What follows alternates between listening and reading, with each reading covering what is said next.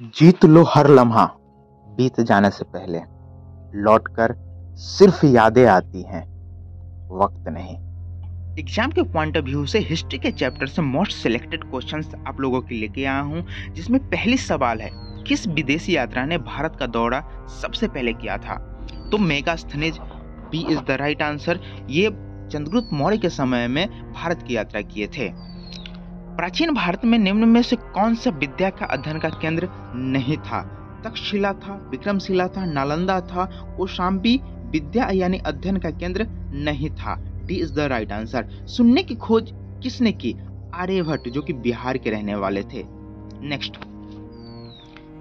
महापाषाण संस्कृति हमें दक्षिण भारत के उस ऐतिहासिक युग से परिचित कराती है जब महापाषाण काल में उपयोग में लाए जाते थे।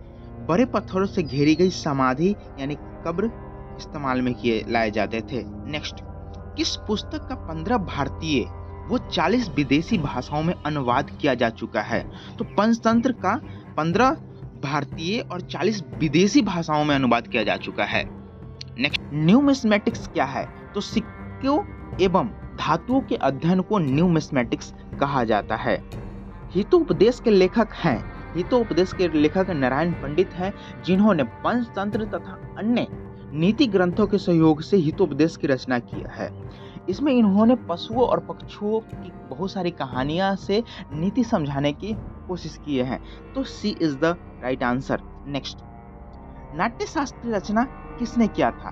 तो नाट्य शास्त्र की रचना भरत मुनि के द्वारा किया था, जो कि एक नाटककार थे।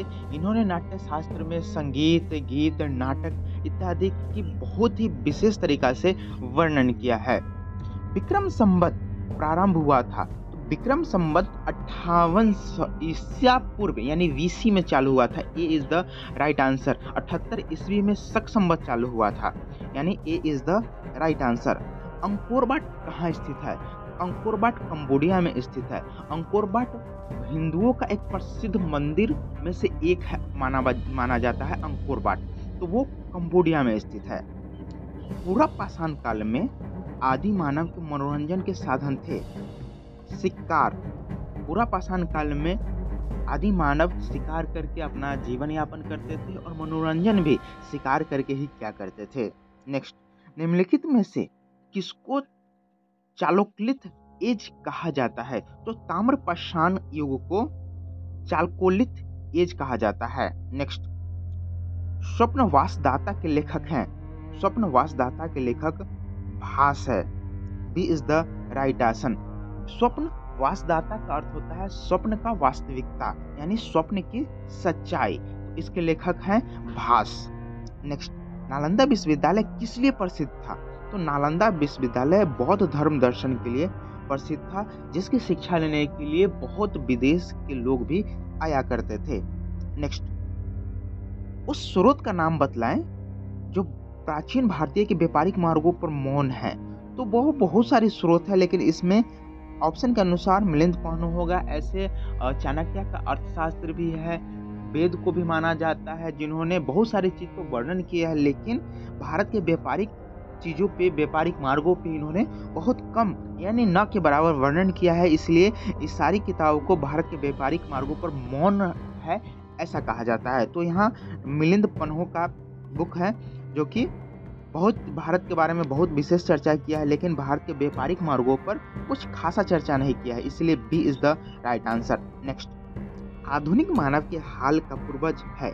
तो हाल के पूर्वज क्रो-मैग्नन मनुष्य को कहा जाता है, क्रो-मैग्नन मनुष्य। इसे की प्रारंभ मेहनत इतनी शिद्दत से करो कि अगर तुम हार भी जाओ ना, तो जीतने वालों से ज्यादा हारने वालों की चर्चा होनी चाहिए। प्रारंभिक सदियों में भारत तथा रोम के बीच घनिष्ठ व्यापारिक संबंधों की सूचना किस पूरा स्थल की खुदाई से प्राप्त हुआ है? तो ईसा की जो प्रारंभिक सदी में भारत और रोम के बीच घनिष्ठ व्यापारिक का संबंध का सूचना मदुरै का जब खुदाई हुआ था ना प्रस्थल की, वहां से प्राप्त हुए थे। नेक्स्ट, आधुनिक देवनागरी लिपि का प्राचीनतम रूप है। तो ब्राह्मणी जो है वो आधुनिक जो हम लोग अभी देवनागरी में लिखते हैं उसका प्राचीनतम रूप है। यहाँ खरोष्टी भी है, तो खरोष्टी में क्या होता था कि पहले दाहिने से लिखा जाता था, लेकिन ब्राह्मणी में बाएं से लिखा जाता था और अभी हम लोग भी बाएं से ही लिखते हैं, इसलिए B is the right answer. Next, मानव द्वारा सर्वप्रथम प्रयुक्त अनाज था, तो गेहूं और अनाज को मानव के द्वारा सर्वप्रथम प्रयोग में लाया गया था। कौन जोड़ी सुम्मिलित नहीं है, तो रविकृति पुलकेशिन द्वितीय के समय थे, भवभूति कन्नौज के यशुवर्मन के समय और डंडे भी नरसिंहवर्मन के समय थे, लेकिन हर्ष हरिसेन के समय में नहीं थे, यानी C is the right answer. Next, काव्य शैली का प्राचीनतम नमूना किसके अभिलेख में मिलता है, तो काव्य शैली का जो प्राचीनतम नमूना वो रुद्रदामन के अभिलेख से प्राप्त होता है। नेक्स्ट, निम्नलिखित में से कौन सा बंदरगाह पेडुगो नाम से दी पीपल्स ऑफ द इरेथियन सी लाल सागर का भ्रमण जिनके लेखक अज्ञात है वो कहां से प्राप्त हुआ है, तो वो अरिकमेंडो से प्राप्त हुआ है। A is the right answer. Next, ताम्रपाषाण काल यानी ताम्रश्रम में महाराष्ट्र के लोग मृतकों के घर के फर्श के नीचे किस तरह रखकर दफनाते थे, तो उत्तर से दक्षिण की ओर रख के वो दफनाते थे, यानी सर उत्तर की तरफ और पांव दक्षिण की तरफ होता था। नेक्स्ट, भीमबेटका किसके लिए प्रसिद्ध है, तो भीमबेटका गुफाओं को शैल चित्र के लिए प्रसिद्ध है। नेक्स्ट है, सुम्मिलित कीजिए रामेश्वरम, तो रामेश्वरम हम सभी जानते हैं तमिलनाडु में है, द्वारका गुजरात में है और सारनाथ उत्तर प्रदेश में है और महाकाल मध्य प्रदेश में है। नेक्स्ट, भारत के लिए इंडिया शब्द का प्रयोग सर्वप्रथम किसने किया था, तो हेरोडोटस जिन्हें हिस्ट्री के पिता कहा जाता है उन्होंने ही भारत वर्ष के लिए इंडिया शब्द का प्रयोग सबसे पहले किया था। नेक्स्ट, निम्न में से कौन सा नवीनतम समझा जाता है, तो हम लोगों ने पीछे ही समझा कि क्रू मैग्नन को हम लोगों को नवीनतम पूर्वज माना जाता है। इतिहास के पिता की पदवी सही अर्थों में निम्न में से किससे संबंधित है, तो हेरोडोटस को इतिहास का पिता कहा जाता है।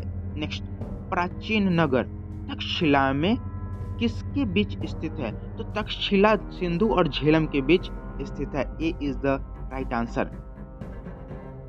निम्नलिखित अंग्रेजों में से कौन था जिसने सर्वप्रथम भगवत गीता का अंग्रेजी में अनुवाद करवाया था, तो वो थे Charles Wilkins. B is the right answer. Next, निम्नलिखित प्राचीन भारतीय अभिलेखों में कौन सा एक खाद्यान्न देश में संकट काल में उपयोग हेतु सुरक्षित रखने के लिए प्राचीनतम शाही आदेश था, तो सहगौरव का ताम्रपत्र जो था वो संकट के समय में सुरक्षित खाद्य पदार्थ को सुरक्षित रखने के लिए आदेश दिया गया था। भारत में निम्नलिखित के आने का सही कालक्रम क्या है, तो सबसे पहले लोहे के सिक्का चला करता, नगर संस्कृति चलता था 4, उसके बाद लोहे की संस्कृति हुआ, उसके बाद सोने की सिक्का आया, उसके बाद आहत। फोकस खुद पर करो जब तक लोग तुम पर फोकस करने ना लग जाए। तो सबसे पहले नागर संस्कृति चलता था, उसके बाद लोहे के सिक्का, उसके बाद आहत सिक्का जिसे चांदी के सिक्का कहा जाता है, और उसके बाद सोने के सिक्का प्रारंभ हुआ था चलना। प्राचीन भारत में निम्नलिखित में से कौन सी एक लिपि दाईं से बाईं ओर लिखी जाती थी, हम लोग पीछे ही देखे हैं कि खरोष्टी जो थी वो दाईं से बाईं ओर लिखी जाती थी। नेक्स्ट, निम्नलिखित में से कौन सा एक प्राचीन भारत में व्यापारियों का निगम था, मणिग्राम प्राचीन भारत में व्यापारियों का निगम था। D is the right answer. Next, प्रथम का बादामी शिलालेख शक वर्ष 465 का दिनांकित है, इसे विक्रम संवत में निम्नांकित करने है तो कौन सा वर्ष होगा, तो वो होगा 600। वो कैसे, क्योंकि अगर शक संवत में 465 है तो शक संवत प्रारंभ हुआ था 78 ईस्वी में, तो हमको एक ईस्वी तक जाने के लिए 78 इसमें जोड़ना पड़ेगा, 78 जोड़ेंगे, उसके बाद शक संवत विक्रम संवत पूछ रहा है, तो विक्रम संवत हुआ था 58 बीसी में, यानी इसमें 57 और जोड़ना पड़ेगा। 57 इसलिए क्योंकि हमने एक तक को ले लिया है, तो 57 और जोड़ेंगे तो ये टोटल आ जाएगा 600। A is the right answer. Next, Bihar महान धार्मिक केंद्र है, तो बिहार सिखों के लिए, क्योंकि सिख के 10वें गुरु गोविंद सिंह बिहार से ही हैं, जैनों के लिए जैन के 24वें तीर्थंकर महावीर स्वामी का जन्म वैशाली बिहार में हुआ है। बौद्धों के लिए गौतम बुद्ध को ज्ञान की प्राप्ति गया बिहार में ही हुआ है। तो ये तीनों के लिए यानी C D is the right answer सभी। कौन सम्मिलित नहीं है? हिंदू धर्म गीता से है, ठीक है। मुस्लिम धर्म कुरान, ठीक है। जैन धर्म बाइबल नहीं, ये ईसाई का ये है धर्म ग्रंथ है बाइबल, लेकिन यहाँ जैन दिया है तो D is the right answer. जो गलत है वही सही है। समय इंसान को सफल नहीं बनाता, बल्कि समय का सही इस्तेमाल इंसान को सफल बनाता है। मानव द्वारा सर्वप्रथम प्रयुक्त धातु, तो मानव के द्वारा सर्वप्रथम तांबा को प्रयोग में लाया गया था। वीडियो पसंद आ रही होगी तो चैनल को सब्सक्राइब करके लाइक जरूर करें, क्योंकि एक लाइक हमें फ्यूल का काम करता है, जो कि हमें मोटिवेट करता है और ज़्यादा मेहनत से ऐसी वीडियो बना के लाने के लिए। नेक्स्ट बढ़ते, प्राचीन भारत में योद्धे कौन थे? योद्धे एक गणतांत्रिक जनजाति थे। C is the right answer. Next, प्राचीन भारत के इतिहास के संदर्भ में भवभूति, हस्तिमल तथा शमेश्वर क्यों प्रसिद्ध थे? नाटककार थे इसलिए प्रसिद्ध थे। B is the right answer. Video पसंद आई होगी चैनल को सब्सक्राइब करके वीडियो को लाइक कर दीजिएगा और वीडियो को जरूरतमंदों तक जरूर शेयर करिएगा, ताकि उनको भी रिवीजन करने का एक नया विकल्प मिल सके। थैंक यू सो मच, मिलते हैं अगली वीडियो में। मजा आया।